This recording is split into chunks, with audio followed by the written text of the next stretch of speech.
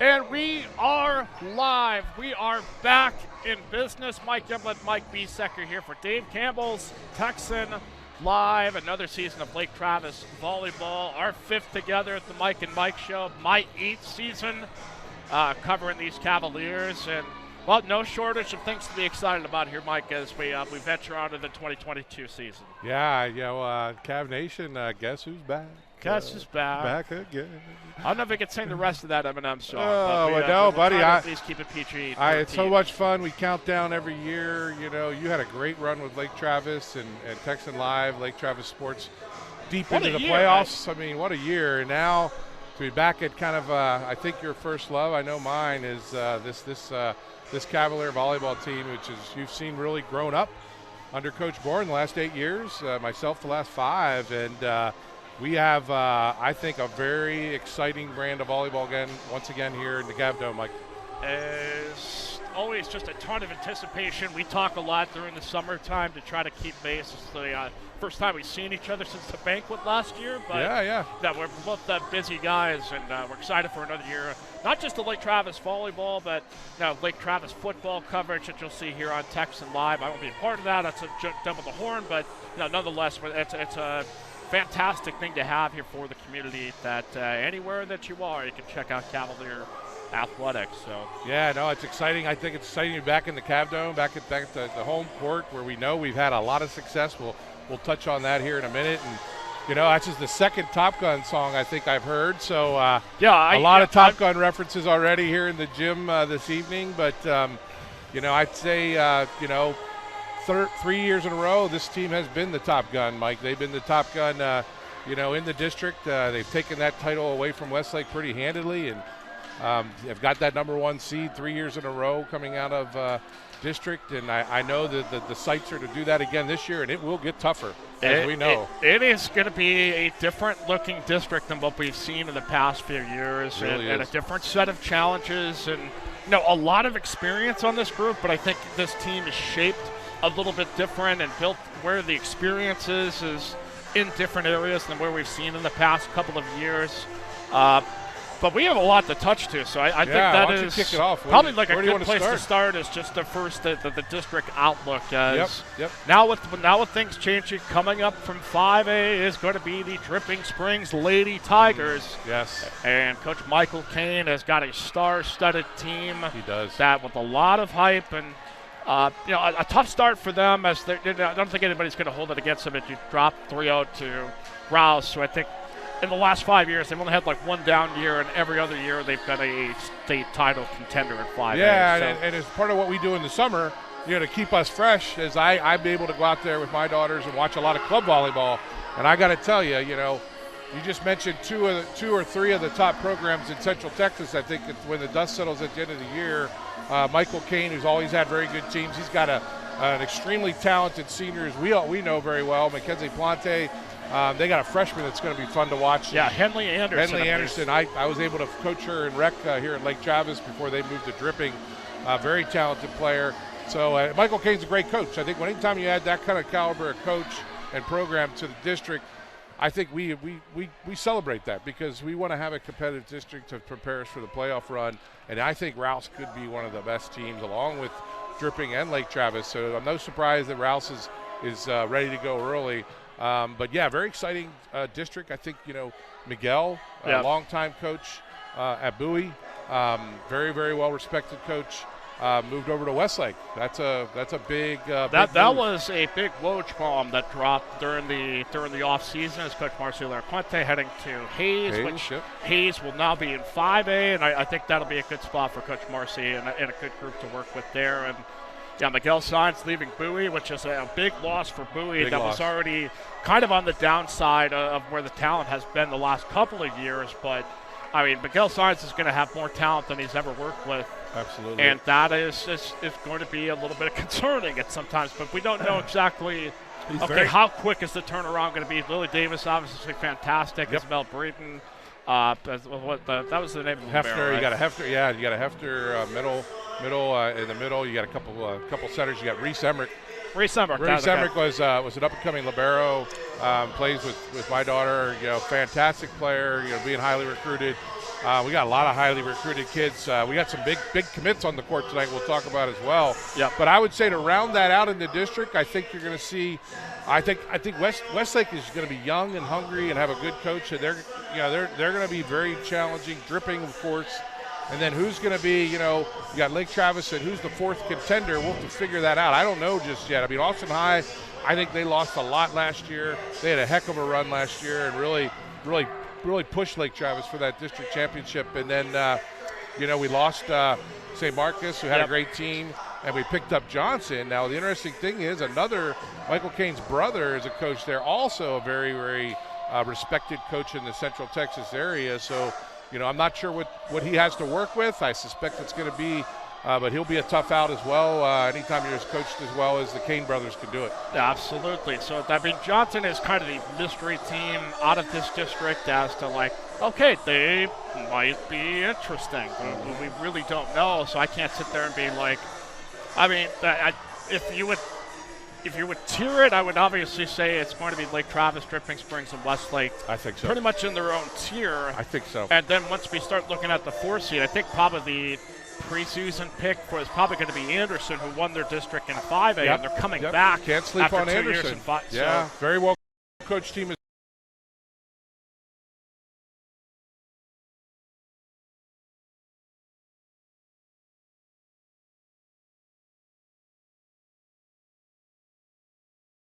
well, and she has some talent there. Shaq is the caller. Yeah, she's a great coach. I forgot about them coming back. That's a good call out. I feel like this could be another one of those years where we're pushed well enough in district that we can really set the tone and be prepared. As we always talk about, it's kind of 3 seasons, right? Yep. We have the tournament season, which we're in now, kind of pre high school, and then we have the preseason, which is a little bit shrunk. Not as much preseason matches because the district's a little larger. Then we have the district season, so I guess I'm saying 3.5, and then the playoff, which is the most important. So trying to peak right at that right time is what I know Coach is working on right now. And it's a long season that goes by quick, and I don't know if we even really mentioned, and we'll probably get to this when we kind of look a little bit around the areas, that, we're actually playing the Round Rock Dragons. Might have wanted to mention this. That Lake Travis Cavaliers hosting in the home opener against the Dragons. And there's some history there, and I got to tell you, for those watching, hopefully you're watching, this is going to be one of the most exciting things you can watch. If you have any kids out there, have them come and watch our hitting warm-up. This is going to be one of the best hitting teams in the state. We got 8 6-footers across the front line. We have the tallest pin team that I've seen in a long time, with a lot of 10-foot touches, a lot of Power 5 kids. We got Notre Dame, which we'll talk about. We got South Carolina. We got SFA. We got kids that are juniors that are getting recruited heavily. This is going to be a fun offense to watch as this season goes on. As Mike Jungblut, Mike Besecker with our pre-season extravaganza pregame show, as we take a look at this team, look at this area, the outlook, and at some of the strengths and some of the things we're looking at to go, okay, hey, well, what in the world is going to be happening here? Yeah, we should maybe look at the other district, right? We got Round Rock here tonight. I mean, Vandergrift, obviously, Lake Travis have been the deepest 6A team in a couple years. Vandergrift got that award last year, beat Lake Travis and went on to that 5th round. Round Rock was fighting for that district championship, and they are always a tough team, very well-coached team, and they have some significant talent. As we know, Lauren Murphy, probably one of the preseason favorites for Player of the Year, 6'3", 6'4", outside, heading to the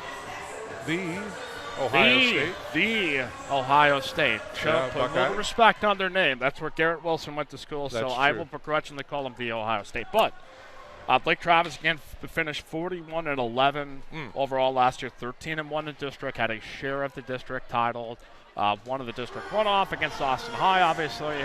Maroons fell in the first round to Westwood. The Cavaliers again winning the first 2 rounds. Just a tough night against Vandergrift, where things just weren't clicking as well. And Vandergrift, to their credit, got by O'Connor, which was a tough match there in the regional semis. And then Vandy really ran out of gas in that regional final, having to play such a tough one, and not having a particularly deep team.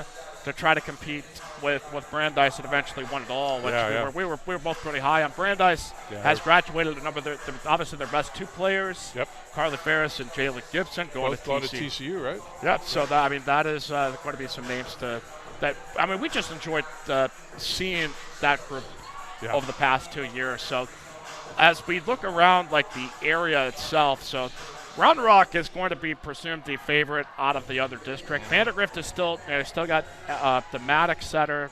I believe a Salo kit that hit pretty well for them. Yep. I mean, they're replacing two of their best hitters that were remarkable in watch.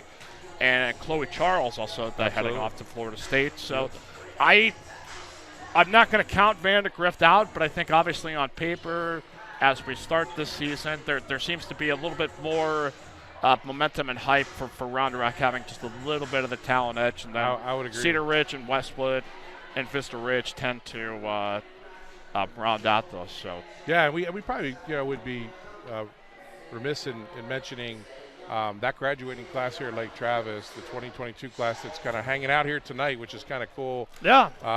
They go down as the winningest class in Lake Travis 6A history. They go down as Coach Boring's winningest class. Winning those 3 straight district championships, having six wins in a row in district against Westlake, and a lot of players there going on to play in college. I think the two that stood out to me that we have to think about how good they replaced them here tonight. Two of the leaders that really have, were on that team for 3 years and 4 years is Arden Besecker and Kiana Reed. Kiana as the leader from a setting position, and Arden as a 6th rotation player. A lot of it talk about the offense, but I think. What I'm interested to look at, we're not getting into our keys just yet, but Kiana was a fantastic defender. Arden's strength was probably her passing and defense. With all that offense, we just saw that firepower we just saw warming up. As we know in volleyball, it's only as good as that first touch and that pass. So that's what we keep an eye on. And I mean, this is going to be a group that when they dominate, it's going to be on the blocking side, whereas I think. Yep. What we saw the past 2 years was that in between the first touch, off the deflection, out of system balls, just keeping rallies alive. And, I don't think this is – I mean, that's going to be one of my question marks that come in to be like, hey, we're going to have a great blocking team. We're going to have great length. How well are we going to pass? And, I mean, we're going to have so much. We do have a returner that might be pretty good, though. Pretty good at those things. Yeah, I don't know. So there's defensive district player, the district defender of the year is, somebody we like to so talk somebody about. we do sing, whose songs we She's here. sing and praise do you remember that song? She's here. She's here. She's there. She's every where. Emily Contreras.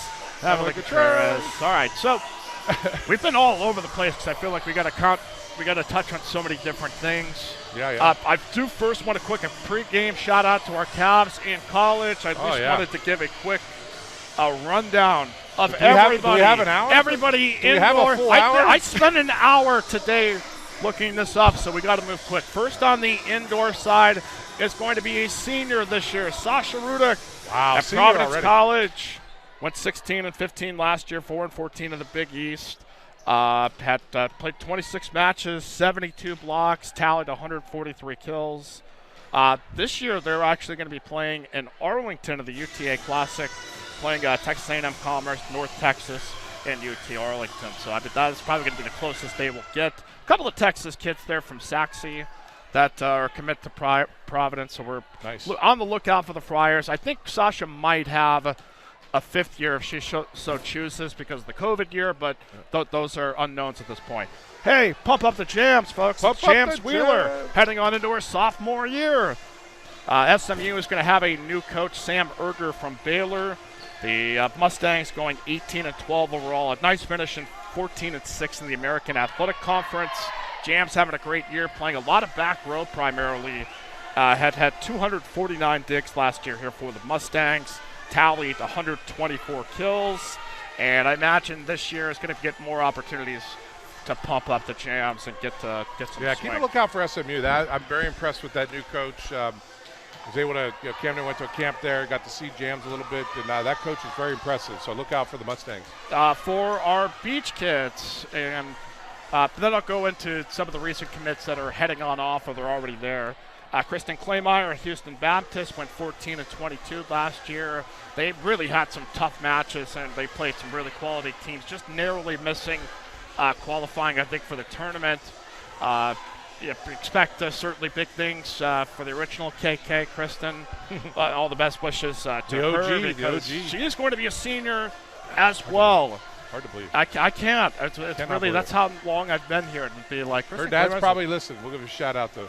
So they fell just short in the Southland Conference Championship, but expect another big guy. Spent some time, I think, in the offseason in the Dominican Republic doing great things. So we're always very proud of Kristen Claymeyer. Also, Castieri and Keely Hamilton heading into their senior and junior years respectively at the University of Tampa, finishing third in the small college championships last year. I believe after they won it the year before. Yep. So excited for them. I know big things ahead as Cassidy continue to play really well. Keely also getting some time towards their late into the season. So best wishes to them. I mean, they'll probably get some fall exhibitions between that. Jordan Hymas as well, heading into her sophomore year at Stephen F. Austin. Went 9-15 in the 21-22 season. I think they changed conferences. Tori Smeng is coming on over to play. So I'll be on the lookout for them. In track, Taylor Rio, the T-Train, great year running at Air Force, setting a bunch of records as a freshman. We always knew she had speed and absolutely jumping out of airplanes, living her best life. We're always very proud of Taylor Rio. Now, new recruits heading on into the future. Again, Liliana Makura heading to Odessa of the Wranglers, heading into her freshman season. The closest that she'll get to this area, September 2nd and 3rd at Brenham in the Cruise Classic. Nice. Good luck to Ileana. So sick, bro. She's going to college. So sick. And the truth, Kiana Reed is already getting warmed up in practice up at the Texas Women's University. Most of those games look like the closest is probably going to be Denton and Dallas and all that kind of stuff. So nice. We're looking forward to seeing what the truth does at the next level. Sydney Bope going all the way to Maine. Oh, yeah. All to the Colby College Mules. Should be a freshman there. Nice. Raven Boswell, practice probably already beginning for Georgia Tech. And last and certainly not least, you might be familiar with Arden Besecker. Yeah. Soon on her way to Florida State Beach. I might know the guy who's driving her there next week. Do you do? That seems like that's a nice little road trip there outside of that bridge in St. Charles. We're actually going to stop in New Orleans and do a little VIP tour of one of the basketball stadium, arena, and maybe the football stadium. So it'll be a fun trip. So I at least wanted to get that out of the way, and then it's just nice like, job. hey, these are all the kids that are playing and beyond, either indoor or in beach, and I certainly wish the best. And hopefully, maybe we might have some fans still on tuning in. So we're getting close to some of the final swings here for Round Rock. So, boy, now we can actually kind of start talking about this team, Mike. Yeah, we may have ran out of time. So, yeah, coming There's back. a lot to talk about.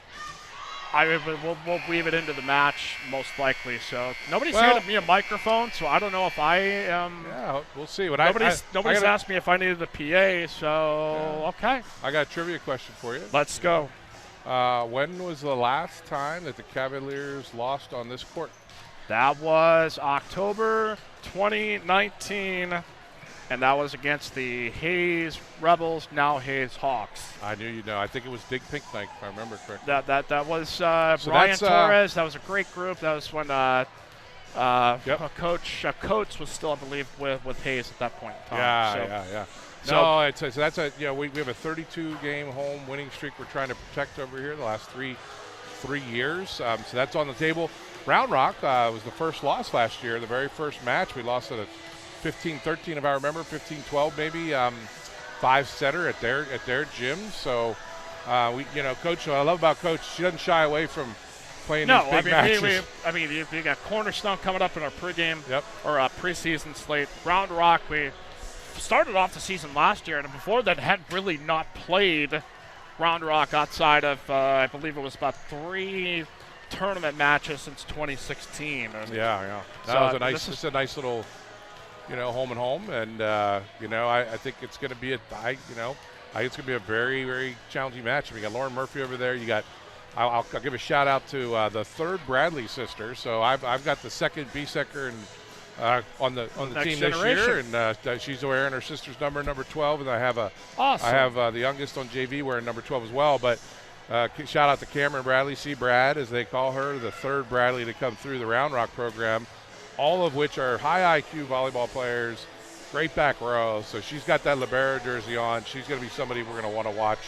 I think she's a rising junior, at Round Rock.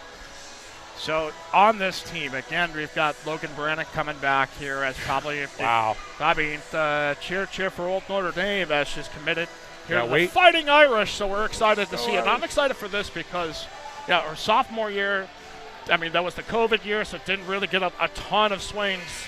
And then you saw in the junior year, you go, holy moly, Massachusetts, this kid can really wail on the ball and really get up and finish. And I think was on a club team that finished very high. Very high late in the national scene. Wait till you see her. I think, her game is what I can't wait to see. Through the ceiling, but really it's her confidence. I mean, her swagger. She's starting to really understand how good she can be and how good she is. So it's going to be fun to watch her.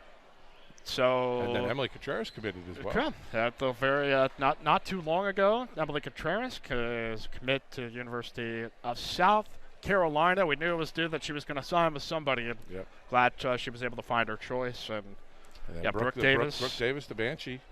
Stephen F. Austin, man.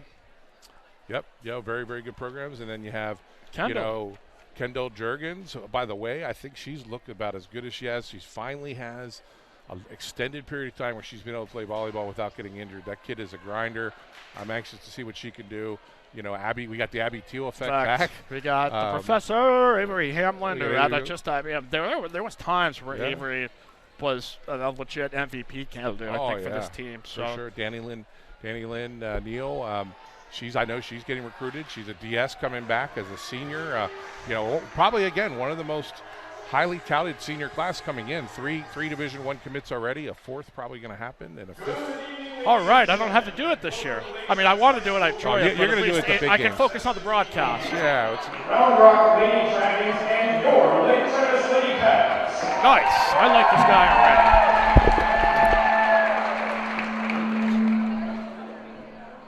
Before we begin, we ask that you please rise and remove your hats for the playing of our national anthem.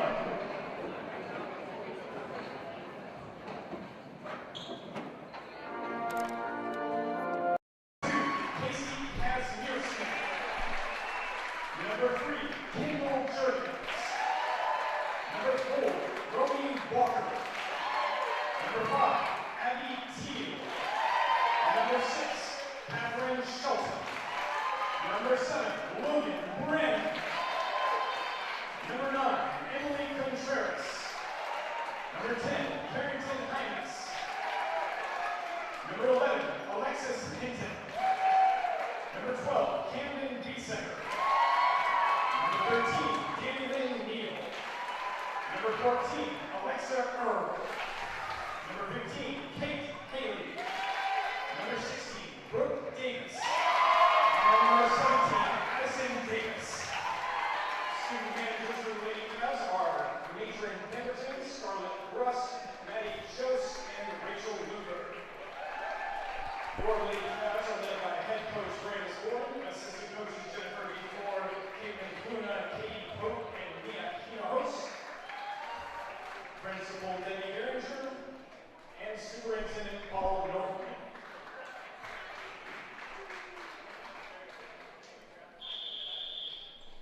All right, so this gentleman that did the PA announcing also did it for basketball, did a terrific job. So it's like, all right, little weight off shoulder, focus on doing a high-quality broadcast here on Dave Campbell's Texan Live. Mike Jungblut, Mike Besecker, shout out to Dre Matula, cameraman, producer extraordinaire as we begin the 2022 season.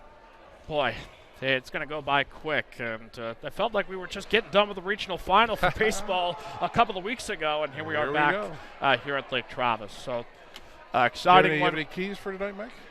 Well, why don't we begin? Why don't you lead us off, Mike, so we'll see. Yeah, I think for me, obviously, I mean, you saw the offense, and I think, you think about Block City, I think we have no problems there.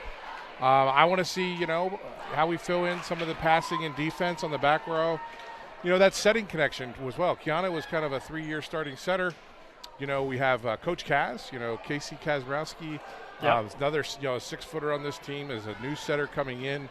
some great hands, some butter hands, and then Avery Hamlin, who has set off and on as well, is going to be tasked with that. So that setter connection with the hitters, I think it might take a little bit of time, and then who's going to fill that leadership gap of some seniors that played for quite a while here? So those are some of the questions I have. Yeah, I mean, the question again, like, what's this team's identity? Who's the emotional driving force? And that is not to say nobody isn't or is. It's just like, it's going to be one of those things that we look at and see how this season materializes. So our on the positive side, I mean, I think we're going to see some dynamic volleyball.